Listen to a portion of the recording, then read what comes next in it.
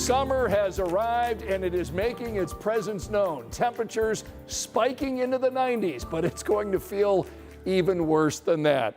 Thanks for inviting us in. It's 11 o'clock. So, Angela, this heat wave that we're going to be dealing with that comes in is going to stick around for a while, isn't it? We have weather impact alert days all across the board throughout the 7-day forecast. That means now through next Friday. Wow. Yes. So weather impact alert because of heat moving our way. Technically under a heat advisory that goes into effect tomorrow afternoon, stays in effect through Tuesday. We may see that extended. We may see heat watches and warnings replace the advisory. What you need to know, be thinking about how to alter plans because of the heat starting this weekend. Temperatures right now in the middle and upper 70s. We're still at 75 in Indianapolis and Bloomington, 77 in Terre Haute, currently 76 degrees in Lafayette. Not a lot of relief overnight. We're expecting low temperatures near 70. The good news, if you're headed out to the Talbot Street Art Fair tomorrow, lots of big trees along Talbot Street. You'll need to find some shade. More on some safety tips for you in the full forecast. All right, Angela, thanks. So as you know, it doesn't take long for these temperatures in the 90s to become harmful. So tonight our Logan Gay is in studio to break down available resources for people who are struggling in the heat. Logan? Hey, Scott, those incoming temperatures are brutal and for some made worse by ongoing power outages. Progress, though, on that front. An AES spokeswoman says they've cut the number of customers without power to less than 3,000. If you need a place to get some relief, Indy leaders say there are public cooling centers. Indy Parks Family Centers, as well as Indianapolis Public Library branches, will be open during normal business hours.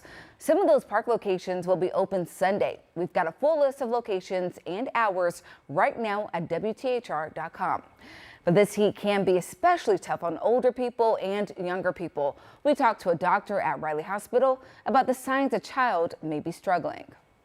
If you notice your child is starting to get dehydrated, so if they're not making as much urine, if they're starting to get fatigued, if they're sweating profusely or out of breath, some children will complain of dizziness, nausea, vomiting if they start to get some heat exhaustion or heat-related illness. Older children will complain of cramping, sometimes difficulty breathing. City leaders urge people to check on relatives and neighbors, especially if they're older or may not have access to air conditioning. It comes down to this: avoiding strenuous activity and staying hydrated can help you stay safe during this heat wave.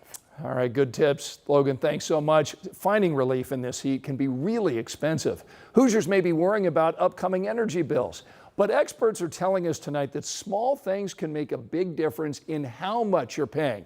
That would include filter changes and outdoor unit cleanings. They're telling us that timing can be everything. Putting off maintenance can lead to some pricey fixes.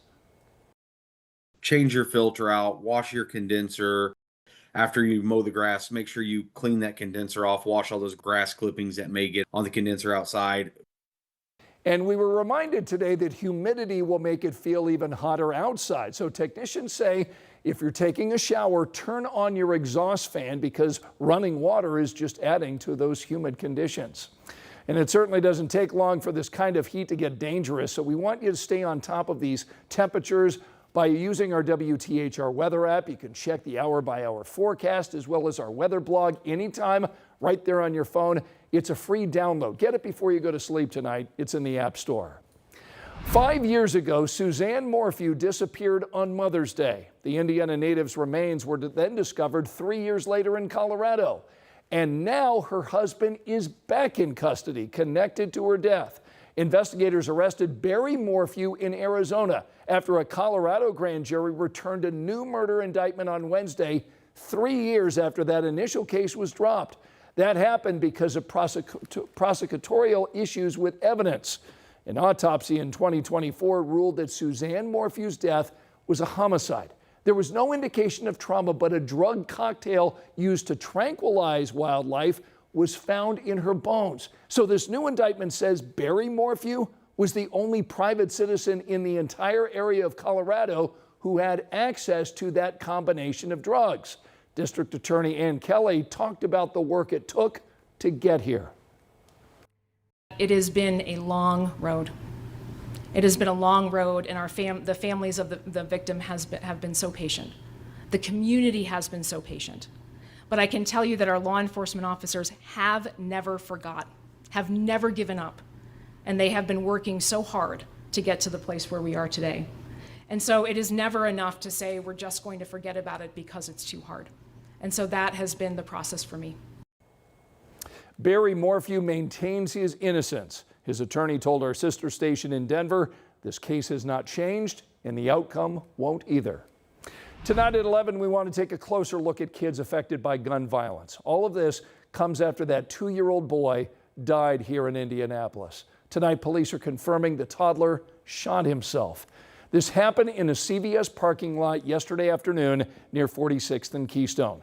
Emergency responders took Javarius Bickett to Riley Hospital for Children, where the boy died. Now, at this hour, no one has been charged in this case. Now, according to IU Health, Riley has treated 23 children for gunshot wounds this year. 16 of those were considered violent, 7 reportedly unintentional or accidental. Riley treated 47 kids for gunshot wounds throughout 2024. Here's a look at the other stories making headlines tonight. A jury just found 3 people guilty for the kidnapping and murder of a man here in Indianapolis. This happened back in 2022. Christina Clark, Jocelyn Johnson, and Deshaun Cummings were 3 of the 5 people charged in this case. Investigators say Corbin Rogers was found inside of a vacant home with multiple gunshot wounds. A homeowner was just sentenced in connection to a deadly shooting at a high school Halloween party in Fort Wayne. 43-year-old Joanna Eastis entered a plea deal for a neglect charge. It called for 2 other counts against her to be dismissed.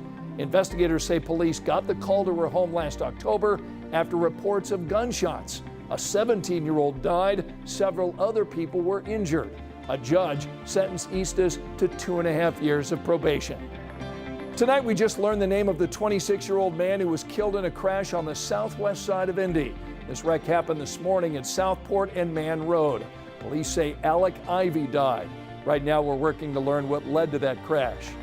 We've got a warning if you're driving on the northeast side of Indianapolis this weekend. Lane and ramp closures take place this weekend along I-465 through the Clear Path work zone. INDOT crews are closing the eastbound exit ramps to Allisonville Road and northbound I-69. And you can also expect closures along Binford Boulevard.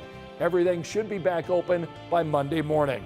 You can see the full list of closures and lane restrictions right now. We've got it posted on WTHR.com and our 13 News app.